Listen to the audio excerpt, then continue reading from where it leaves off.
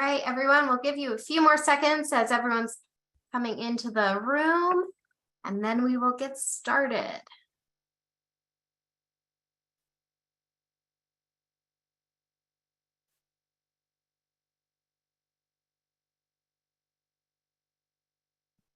Okay, I think we can go ahead. All right, so hello everyone, and thanks for joining us today for our webinar, CMS-HCC version 28, Get Informed and Be Prepared for Change. My name is Jordan Leibovitz, and I'm part of the marketing team here at IMO. Before we get started, I want to take care of a few items for those attending. First off, this webinar is being recorded and will be available to you for future viewing, along with a copy of the slide deck.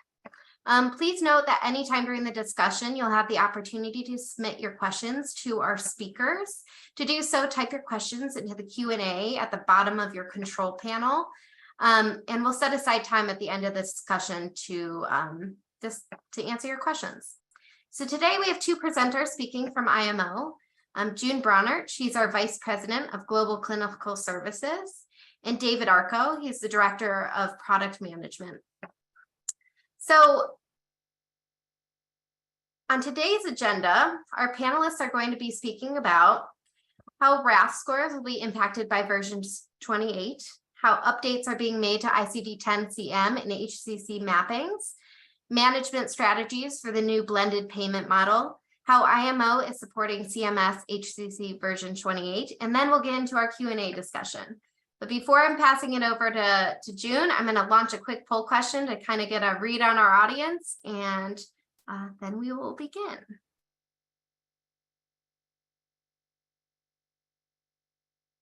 All right, so who is responsible for HCC management at your organization? Is it your providers? Is it clinical documentation improvement?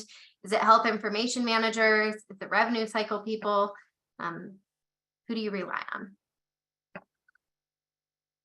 Give it a few more seconds and then I'll close it out.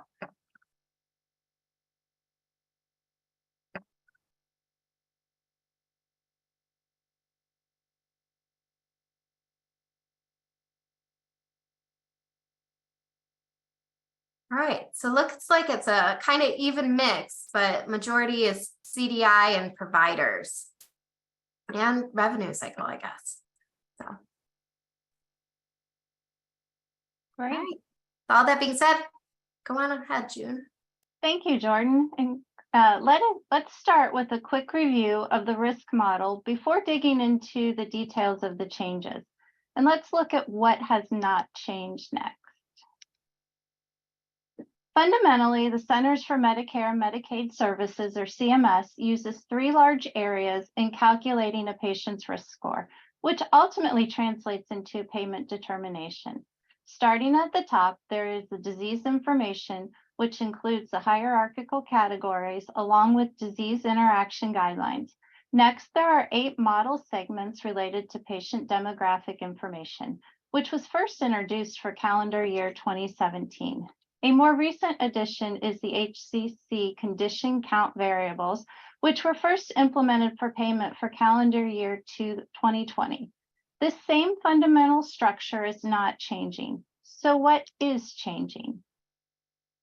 CMS proposed to implement a revised version of the CMS-HCC risk model adjustment.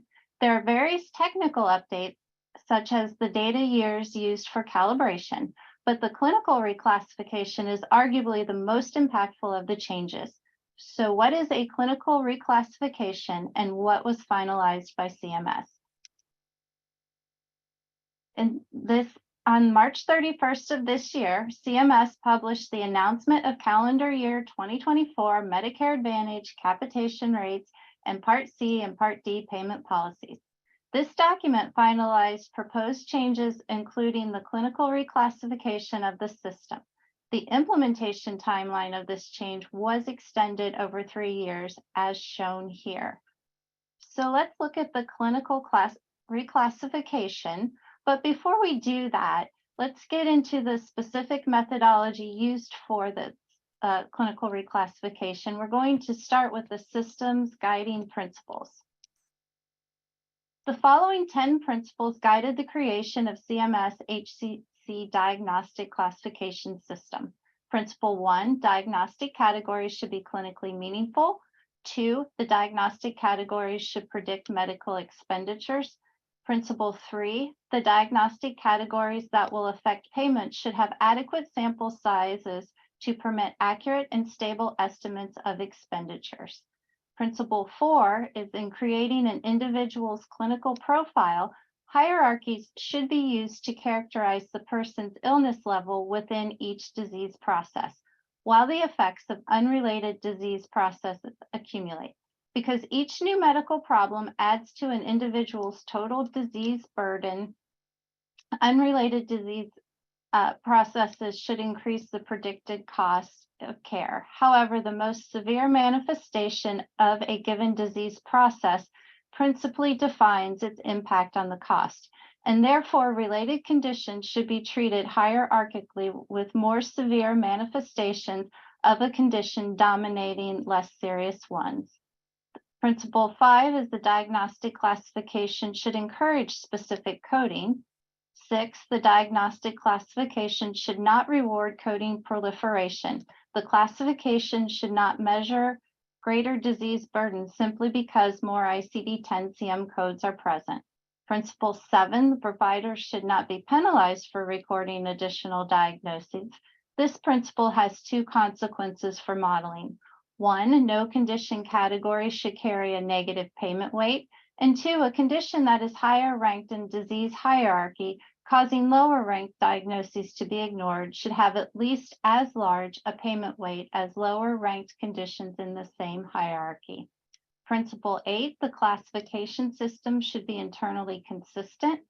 9, the diagnostic classification should be known as an exhaustive classification where it examines all ICD-10-CM codes.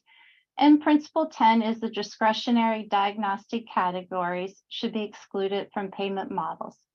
So let's now take a closer look at principle 10. And states here, the discretionary diagnostic categories should be excluded from payment models. Diagnoses that are particularly subject to intentional or unintentional discretionary coding variations or inappropriate coding by health plans and providers, or that are not clinically or empirically credible as cost predictors. These should not increase cost predictions, and excluding these diagnoses reduces the sensitivity of the model to coding variation and coding proliferation. We will see how examples later when this principle comes into play. So now let's look closer at the ICD-10-CM methodology. The HCC diagnostic classification system begins by classifying over 72,000 ICD-10-CM diagnosis codes into approximately 1,500 diagnostic groups, or DXGs. The DXGs are a specified medical condition, and each ICD-10-CM code maps to exactly one DXG. The DXGs are used to establish condition categories. The condition categories describe a set of similar diseases. The diseases are included in the same category if they are related both in clinical and cost characteristics. Once the condition categories are created, the hierarchies are then created and imposed. Hierarchies allow for the most severe manifestation of related disease states to be the one that influences the risk score and subsequently payment. CMS followed this process using ICD-10-CM codes to create the clinical revision to the payment model. Prior to this model, the underlying hierarchies were created using ICD-9-CM codes, and this change is significant enough that CMS established a new version known as version 28. And so now let's look closer at what changes occurred for version 28 due to this clinical reclassification, starting with the overall categories. The version before version 28 is known as version 24. And most of the HCC numbers and names changed between version 24 and version 28. Here's one example, the liver disease group of HCCs. As you can see with the version 28, there is a total of 5 HCCs, while version 24 has 3 HCCs. They have been renamed and renumbered HCCs, such as with HCC 63, chronic liver failure / end-stage liver disorders with a community non-dual age factor of 0.962. In version 24, the closest HCC is HCC 27, end-stage liver disease, with factor 0.882. CMS also applied constraints to the factors that we will take a closer look at on the next slide. Here you can see similar renaming and numbering of categories that we saw on the previous slide, but I wanted to highlight a couple of other areas to watch for between models. The first is while some of the numbers might be the same, such as HCC 35, the clinical meaning can be vastly different. HCC 35 in version 28 is part of the diabetes group, while in version 24, HCC 35 is part of the gastrointestinal disease group. The second aspect is what CMS calls constraints. Look closer at the disease coefficients for this group of HCCs, both version 24 and version 28. Notice version 24 has two different numbers based upon diabetes with a complication and without a complication. Now look at version 28 coefficients. The numbers are the same regardless if a complication is present or not. Constraining is when the HCC's coefficients are equal, so they carry the same weight in the risk score. Congestive heart failure is another area where CMS has defined constraints. And CMS also removed clinical conditions that were HCCs in version 24 from version 28 that we will see on the next slide. And while the overall numbers of HCCs between versions increased to 115 in version 28 as compared to 86 in version 24, the total number of ICD codes decreased. Version 24 contains approximately 9,797 codes, while version 28 has 7,770 ICD-10-CM codes. And in certain instances, removal of the ICD-10-CM codes also resulted in removal of an HCC altogether. For example, HCC 21, the protein calorie malnutrition, was removed from version 28, along with the associated 10 ICD-10-CM codes. HCC 59 had several codes removed, such as those representing behavioral health conditions in remissions, like code F325, major depressive disorder, single episode in full remission. And we will look closer at other examples in the next couple of slides, but fundamentally the removal was based upon guiding principle 10 that we reviewed earlier. Representing angina pectoris such as I-20.9 and other coronary artery disease combination codes are no longer considered HCCs. Condition category 88, angina pectoris, was also removed in version 28. Unstable angina, along with coronary artery disease combination codes, are HCCs as shown here. The peripheral vascular atherosclerosis clinical condition categories were also revised. Based upon CMS's data analysis and clinical input, it was determined atherosclerosis with rest pain, ulcerations, or gangrene were more serious conditions and reliable prospective cost predictors.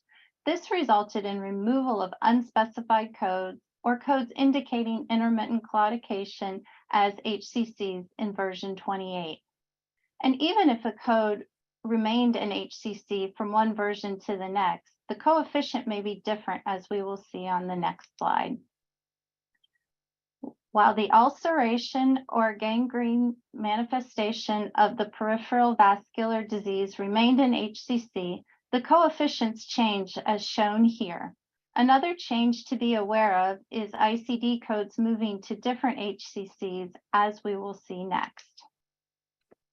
Version 28 again established a new HCC 35. It is actually titled pancreas transplant status, and it has the code Z94.83. The code Z9483 is currently grouped to HCC 186, major organ transplant or replacement status. And while the code remains in HCC, the title is different along with the coefficient factor. And this is another element to be aware of as you are managing the change. So before we look closer at managing the changes, let's review the implementation plan that CMS finalized. Version 28's impact to payment will be phased in year over year for the next 3 years. The specific percentages each year are shown on an earlier slide, as both versions will influence payment until 100% payment occurs for calendar year 2026. Two similar but different systems need to be managed. So let's look at a few tips to help manage the transition. Start by identifying version 24 HCCs that are driving a large portion of your patient population. This information helps you to focus on the impact analysis of risk identification and mitigation plans as necessary. Once the top HCCs are identified in version 24, map out the changes to each HCC in version 28. So let's take peripheral vascular disease HCC as an example of top 10 HCCs amongst a patient population. Some sample actions to outline areas of risk could be identify the ICD-10-CM codes reported for version 24 HCCs, and then map out which of those codes remain in HCC in version 28. Identify coefficient changes between each version for the codes staying as HCCs, and highlight which codes will not be considered HCCs in version 28. Having all this information allows one to estimate the impact of the changes, provide provider education on the differences, and perform documentation review and audit. The next couple of slides highlight mapping out changes with potential impact.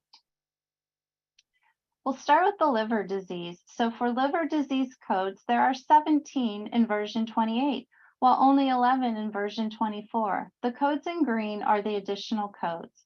Also note the coefficient differences.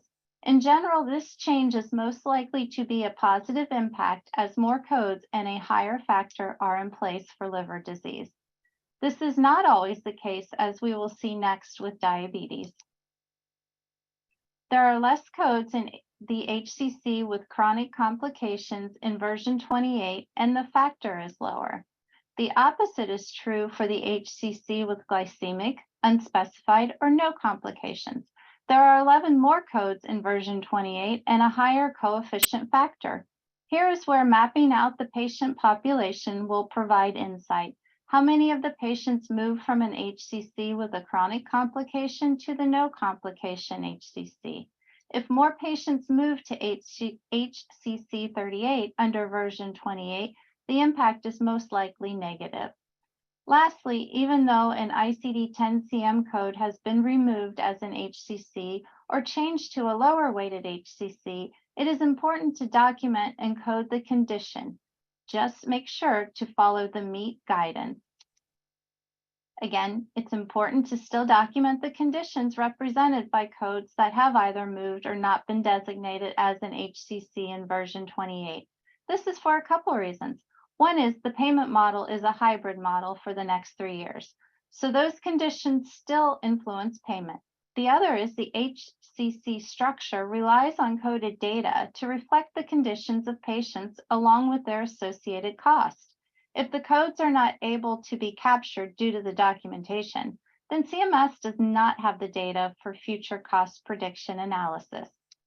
Documenting the conditions to the fullest clinical specificity known reflected in the industry standard of monitored, evaluated, assessed, and treated, or MEET, remains critical.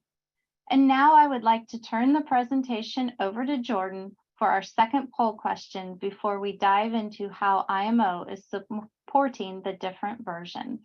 Thanks, June. Right, if you could direct your attention to the screen, I'm going to launch the second poll question. So which of the following HCC tools are you using today? Are you using your EHR's HCC tools, a third party, or other? Give it a few more seconds before I pass it over to David.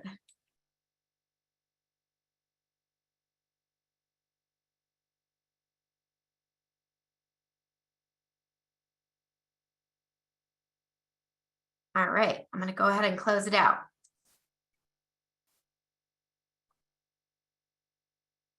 So it looks like majority is EHR's HCC tools. All right, go ahead, David. All right, great. Thank you all. And thanks, June. Excellent stuff as always. Now I'm going to talk about some practical implications of HCCs, both V24 and V28 for providers. Chances are you know us for our clinical interface terminology, aka the diagnoses and problems and the associated ICD-10 coding that you use in your EHR every day. In addition to clinician-friendly language that allows providers to more easily and accurately document a patient's condition, we also offer assistive tools to optimize ICD-10 specificity and secondary coding where necessary for complex conditions. This is how you most likely know IMO today. But we also offer a suite of tools to organize, curate, and associate that terminology with other clinical data once it lands on the patient's record, specifically on the patient's problem list. Our portfolio includes a number of other solutions, but these two will be our main characters in our discussion for HCCs. When it comes to risk scores, there are a number of factors in play. Many of them are outside of the provider's control, as June was mentioning earlier, like patient demographics. As for what is under their control, there are really two key opportunities. One, identifying the patient's existing HCCs, and two, if they haven't been addressed in the calendar year, code them as specifically and completely as possible. So let's take a look at how we might do so. But first, let's talk about problem lists for a moment. First, what are they? Here's a definition from AHIMA. You all can read this, but if I could put it more simply, they're a way for providers to centralize a patient's most important health issues and manage them over time. This sounds like the right tool for the job of managing HCCs, right? So great, there's a tool already in your EHR that can help with this. But in reality, most problem lists look something like this on the left. Now, where to start? I mean, what a mess. It's just a laundry list of items that the provider needs to take the time and mental energy to digest and make sense of. And as I look at them here, there's a bunch of stuff on here that's just not particularly relevant. Like, why is this appendicitis from years ago still here? And I've got 4 different representations of kidney disease, which is correct. And wait, this patient is at risk for falls. Man, I could have easily overlooked that, but now I'm distracted. I came here to find this patient's HCCs, but I ended up frustrated by all of this mess. And can I even trust that this thing is complete and telling me the right story? It looks like no one's touched it in years. In this state, it's going to be difficult for me as a provider to identify the patient's HCCs. So let's start with the first, most obvious step. Let's flag the problems that are HCCs. IMO's terminology includes metadata that identifies each problem term that is mapped to an HCC code.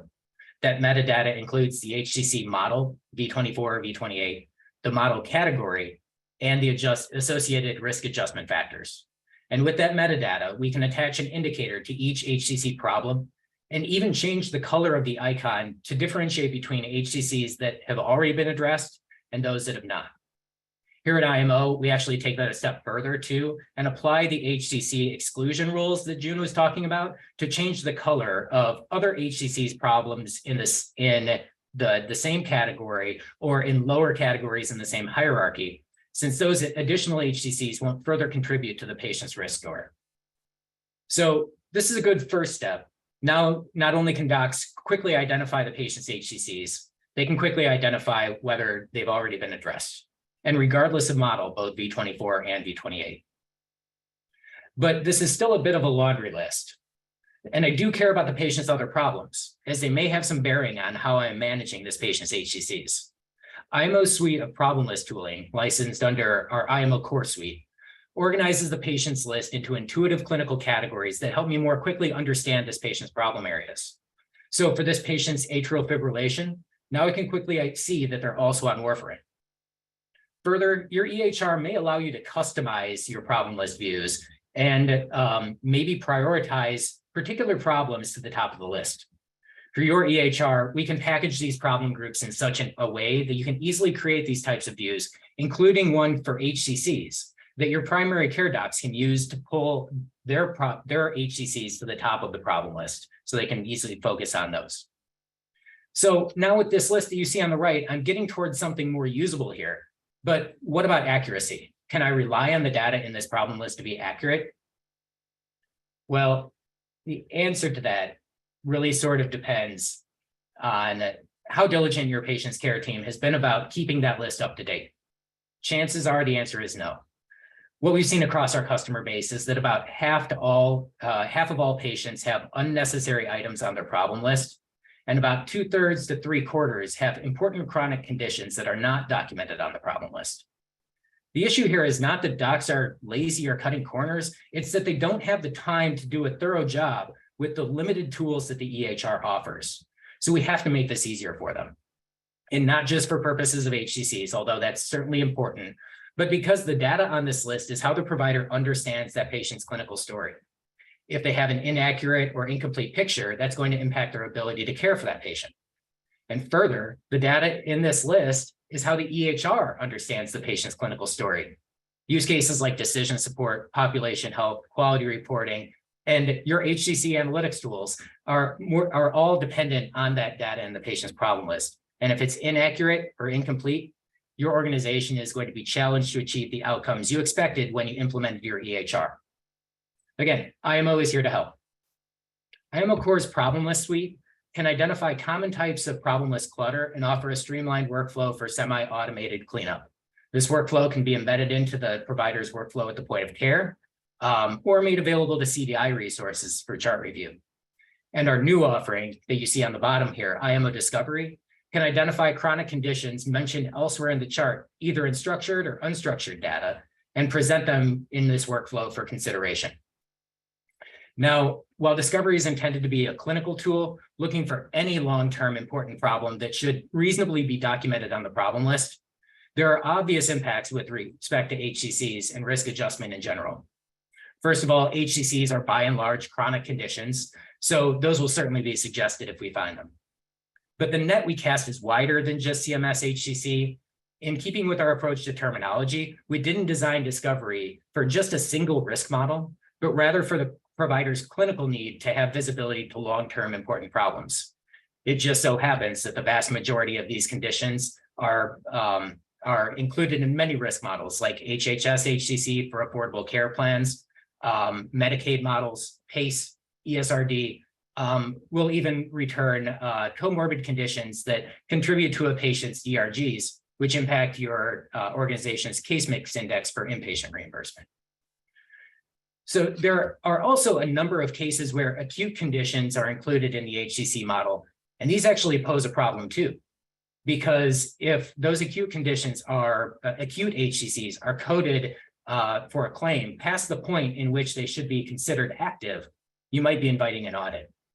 So IMO Discovery will actually suggest a suitable long-term replacement for that acute problem, allowing the provider to retain visibility to its presence, still get the appropriate risk adjustment credit while avoiding the risk of an audit. And then there are also many, many cases where appropriate specificity can increase the patient's risk score. So Discovery will provide suitable replacements for, say, unspecified diabetes, when a manifestation is identified elsewhere that would suggest that diabetes would be better documented as diabetes with chronic complications. So let's take a look at our problem list now. What started as a jumbled mess of dubious value has now become a valuable clinical tool, almost tailor-made for managing patients' HCCs. Further, this complete and well-documented problem list will help your defense in the case of a CMS audit. When searching for a new problem or diagnosis, IMO provides the same type of indicators we display on the problem list, helping the provider understand which of the search results are mapped to HCCs and will affect the patient's RAF score. This has long been a feature of our terminology, but it's getting a little update with V28. For the next 3 years, as June was mentioning, due to the blended payment model that it's being sold as a way to help providers transition to the new model. But really what it means is that docs are going to have to be on the lookout for HCCs from 2 different models. They'll still have to watch out for the V24 HCCs because those still contribute to the risk bonus, but they'll also have to be watching for V28. So we'll be updating our indicators to clearly call out terms mapped to either V24 or V28 or both.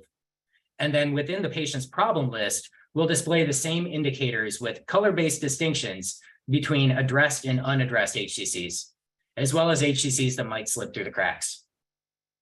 What do I mean there? Well, there's an interesting little quirk, shall we say, in the CMS calendar. The formal CMS-HCC announcement, which defines the ICD-10 codes covered in the model, is released near the end of December and effective January 1st. But CMS regulatory updates, where ICD-10 codes may be deprecated or new codes added, become effective in April 1st and October 1st, meaning that an HCC that was, meaning a code that was an HCC in January might not even exist in November. In the lower left-hand corner, you see an example from 2022. AFib, which is mapped to I-48.9, was defined as an HCC in the 2022 announcement on January 1st. But then with October regulatory, I-48.9 was deprecated and replaced with 6 new, more specific codes. So you can no longer submit I-48.9 on a claim, but these new AFib codes aren't officially HCCs, even though they're likely going to be reimbursed as such. So practically speaking, what this means is that docs have a gap in their visibility. Traditional HCC tools that are based on the ICD-10 codes defined on January 1st likely won't pick up AFib in Q4 because it's now mapped to a different non-HCC ICD-10. And that's going to potentially happen every Q4, which is the most important time for providers to be on the lookout for HCCs. But with IMO solutions, we're going to essentially future-proof you. Within our problem list tools, we'll be flagging the terms, not the codes, mapped to HCCs on January 1st. This designation will be used throughout the calendar year, even across the regulatory releases. So because a problem description in our terminology doesn't change clinical meaning, even as the coding evolves, we'll still know that AFib, defined as an HCC in January 1st, is still AFib. It's still going to be reimbursed as such in Q4, even if the ICD-10 coding changes. All right, the next IMO terminology feature beyond the indicators that will have a major impact on your risk scores is our ICD-10 modifiers. This goes by a number of names depending on the EHR that you use, but one that I've heard our clients use that I like is coding decision support. As we discussed earlier, getting the right specificity when documenting and coding an HCC can make a huge difference in RAF. When adding a diagnosis with IMO, a provider is presented with a handful of targeted questions, or what we call modifiers, to get the appropriate level of clinical and administrative detail for the most specific ICD-10 code. We find that it's best to empower providers to capture this detail upfront at the point of care, rather than pushing it downstream to the coders and the CDI team, who will ultimately have to come back to that provider to answer a query anyway. In addition to specificity, IMO's terminology also supports secondary coding, which ensures that complex conditions like this diabetes with a chronic skin ulcer get fully represented. This is particularly important when it comes to diabetes, as many times diabetic complications require an additional code that is often an HCC of its own, like the skin ulcer code. It also includes V codes and Z codes like insulin status use, which is required documentation for diabetes claims anyway. Here's an illustration of how these coding features can impact RAF. While these examples are from V24, the same principle is true, that the more severe the HCC and the more expensive it is to treat and manage, the greater the bonus. Think back to June's 10 principles earlier. Now, I haven't talked much about meat documentation yet because our solutions are largely focused on proper identification and coding of HCCs. But where's the meat is, it's not just a clever or, well, lazy slide title. It's what your docs are probably saying to themselves as they scramble through siloed lists of data to get the information that they need to fill out their meat documentation. But IMO Core includes a feature that can help, and it has huge clinical benefits beyond HCCs that we call problem-oriented filtering. It's included in our IMO Core suite, and essentially what it does is link problems on the patient's problem list to other relevant clinical data.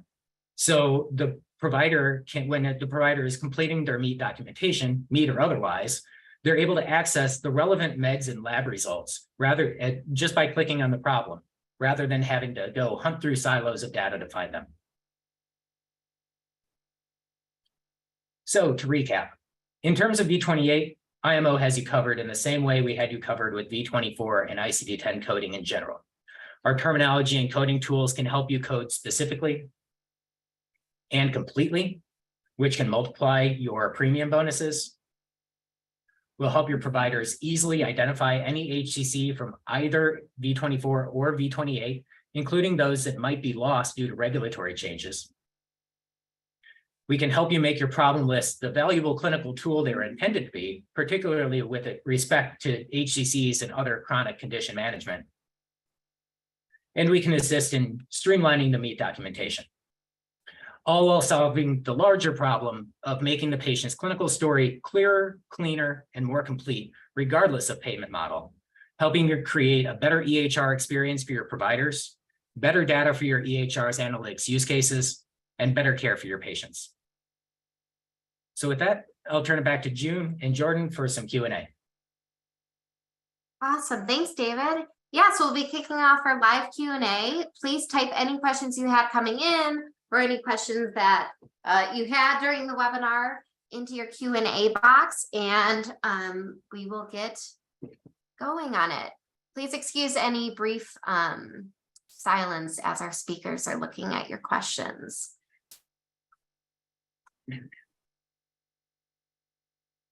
So this is June, and there's a question around CMS collecting HCC data using ICD-10-CM coding, and what do you think the impact within the next year capturing the ICD-10 coding, especially since ICD-10 has more specificity?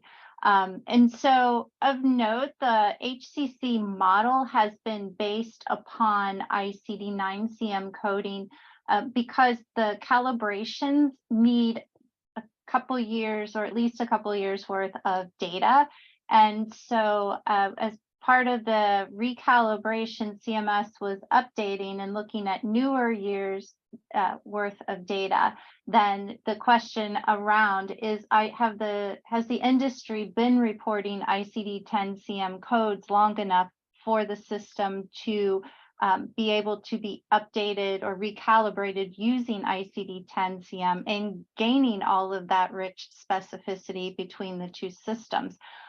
So the original proposal, and obviously what's been finalized, is based upon CMS ran the data over several years in ICD-10, and then they believed that the data was stable enough for a recalibration and analysis, and their final dates of claims were 2018 and 2019, which the industry was reporting ICD-10-CM, and then applied those 10 principles through their normal process of data analytics and analysis to create the version 28 from that.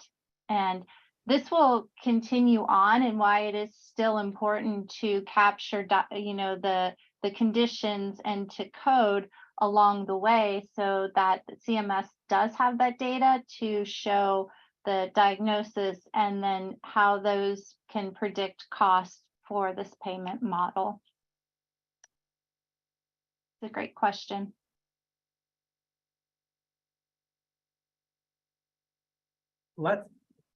June, you're on mute if you intended to go. Yeah, lots of questions here about when it will be available in IMO releases. We are hard at work on that right now, and we are targeting our September release to include all of the V28 HCC information in our terminology. Once in the terminology, it cascades out to our problem list tools as well. We are targeting September for inclusion in our problem list tooling as well. Now, there are also some questions about, well, kind of specific to the EHR, what it will look like, where it will display. That question is really highly dependent on which EHR you are using. So I can't give one blanket answer that will address everybody on this call. IMO partners with all of the major EHRs and smaller ones as well. I mean, it does dozens and dozens of EHR partners. So to have a more targeted conversation about what the solution will look like in your EHR and what is possible, please reach out and we can have a more targeted conversation with you and your organization about what these tools look like for you. Yep. And there are a couple questions around the industry standard meet guidelines and the documentation. One question is around auditing and if there are denials or removal of codes when meet is not met. I do not have specific numbers. However, the industry standard is to ensure that the documentation supports the code assignment based upon the monitoring, evaluating, assessment, and treatment of that. So I can imagine that if and when an audit does occur, that is part of that type of audit assessment, that the documentation is supporting the codes along those lines.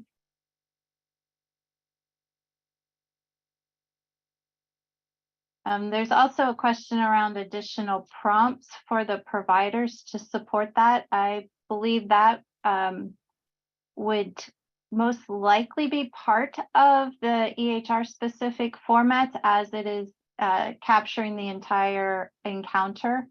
David, I don't know if that sounds on track with you, that we can provide the prompts that David reviewed. However, full documentation also relies on that functionality of your EHR.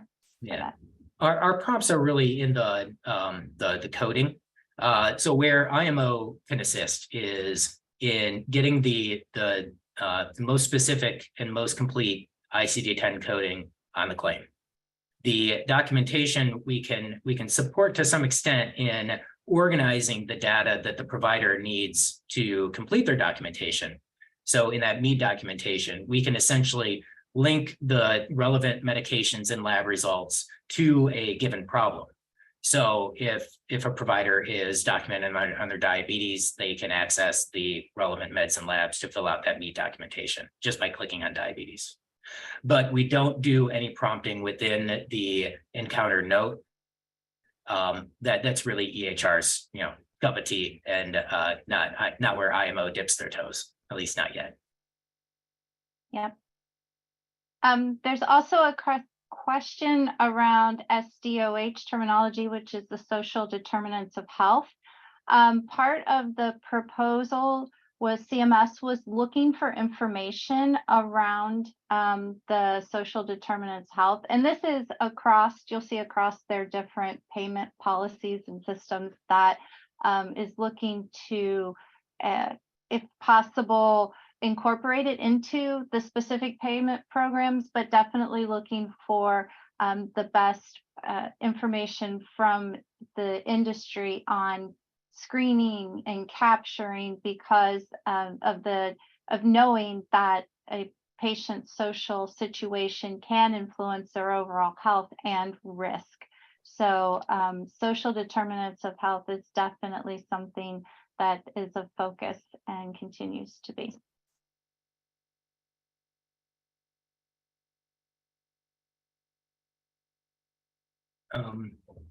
Are all of these features available, or all of these features an additional fee? It depends on what you are licensed for from IMO right now. We talked about 3 different solutions in this presentation. The terminology, which essentially is just the library that you search against to find your ICD-10 codes, and that the indicators in search results, the ICD-10 modifiers to get the specificity, the secondary codes to fully code those complex conditions. Those features are all included in Problem IT, our standalone terminology package. The next level, think of it good, better, best. Better would be to have the tools to manage that terminology once it lands in your patient's record, and that's IMO Core. So the problem list organization, the indicators on the problem list, the problem list cleanup workflow, and the linked meds and labs are all licensed under IMO Core. And then the discovery solution that finds undocumented HCCs and suggests those for inclusion in the patient's chart and it includes the replacements for either acute HCCs or unspecified HCCs that should be more specified. That discovery solution is, think of that as the best, right? So you're good. You have our terminology to appropriately code these HCCs when they go into the patient's record. Better is to have the tools to help your providers identify them and be aware of them and keep the patient record clean. And then best would be the insights to find those HCCs that aren't documented and to help make sure that your patient records are complete. Hope that answers the question. There is a question around the risk assessment coding, risk adjustment coding to be done for both version 24 and version 28 at the same time. That is where we realized that while they're the same codes, that the indicators and the actual number of HCCs and subsequent factors could be different, which is why, as David had shown earlier, the indicators for both version 24 and 28 is what we're planning to have available for folks, because we realize while the ICD-10-CM codes are the same, their impact by HCCs between versions is going to occur. So, and to fit seamlessly within the provider's workflow, they will have that information available as they're already used to when they see IMO's HCC indicators, but now they'll actually be able to see which version, one or the other, or both. Yeah. If you think about our presentations too, June's had a lot of detail, a lot of numbers, there was a lot going on there. We don't want providers to have to think about that at the point of care. They don't have time, right? And frankly, like that's not what they're trained for. So we try to gamify it, right? Like we try to make it as simple as possible. Just here's the thing to look out for. If it's orange, address it. If it's blue, hey, you're cool. So while there is some nuance and we need to differentiate between the two models, the game is the same. Find the unaddressed HCCs, address them, code them as completely and specifically as possible. We want the game as simple for your providers. All of that other nuance is really great to know. And your organization does need to know it, but your providers don't want to have to think about that at the point of care.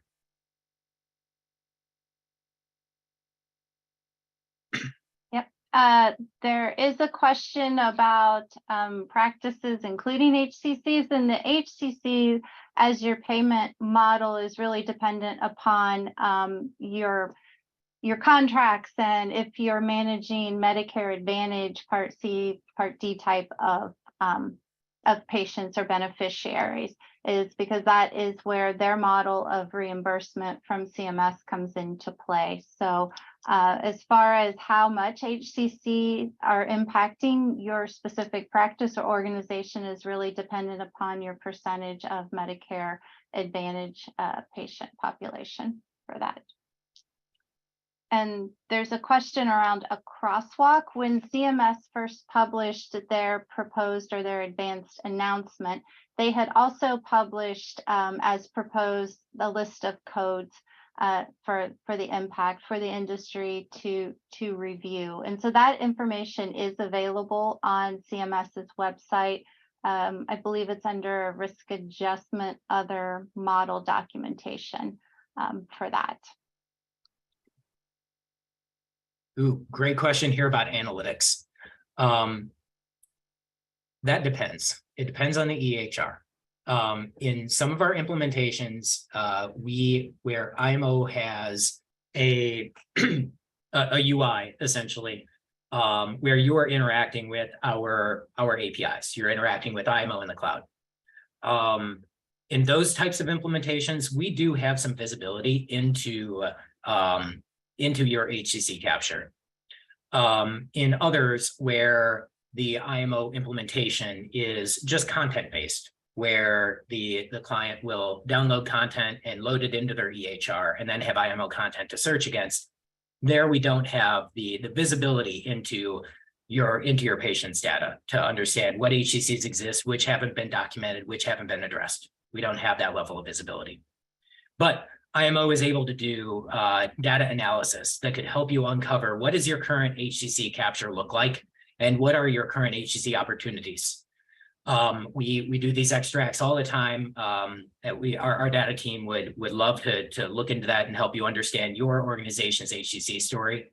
Typically, what it looks like is getting an extract of all of your patients' problem list, all of your patients' visit diagnoses from the past 3 years, and then we do a comparison.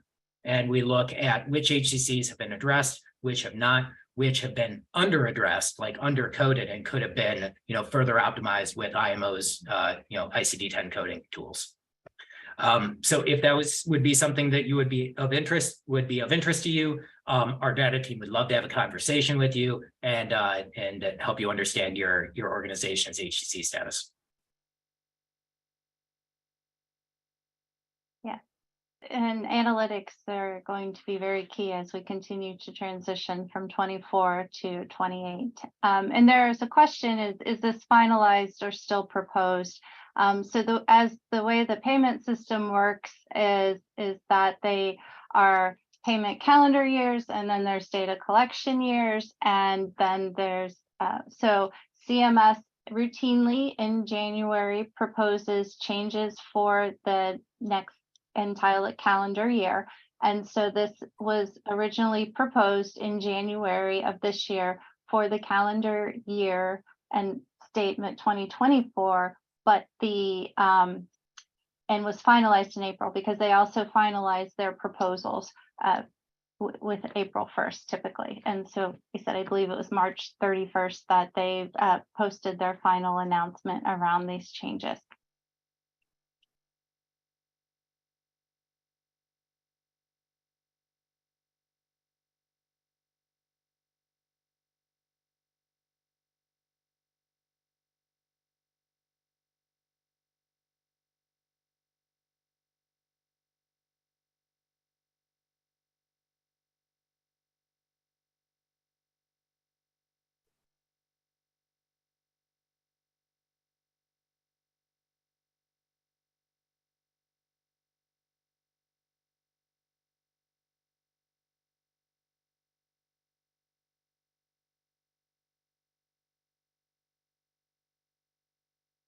There is a question around the Angina Pectoris query practice.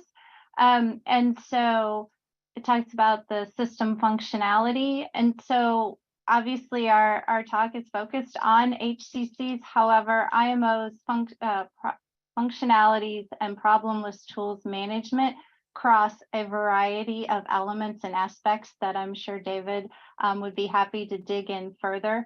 And not just ones related to HCCs, such as duplicate problems that may have lapsed regardless of any type of HCC implication. So in that instance, we provide a variety of functionality across to help providers ultimately capture the clinical terminology that represents the condition of their patient.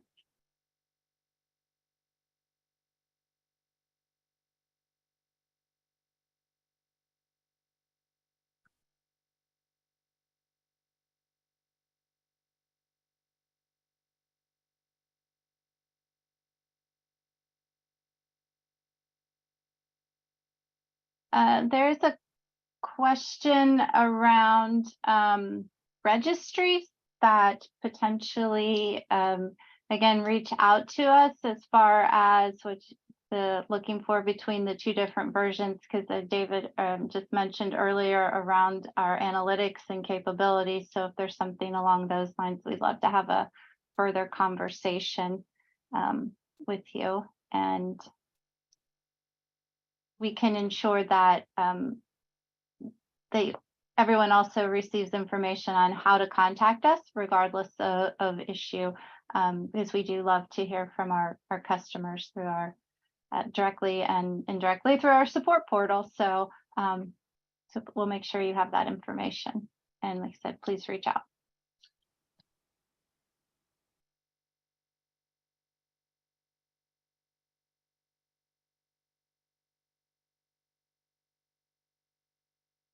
All right. Well, I think we will call this a wrap and Yeah. give you all 5 minutes to get to your next meeting or to lunch or wherever you are heading for the rest of your day. Thank you all for joining us. Anything else to add, Jordan? Yeah, thank you so much, June and David. Awesome job. It was super informative. If you want to learn more about IMO, please contact your client executive or email sales@imohealth.com. I appreciate you all attending and spending your lunch hour with us. And I hope you have a great rest of your day. Thanks again. Bye.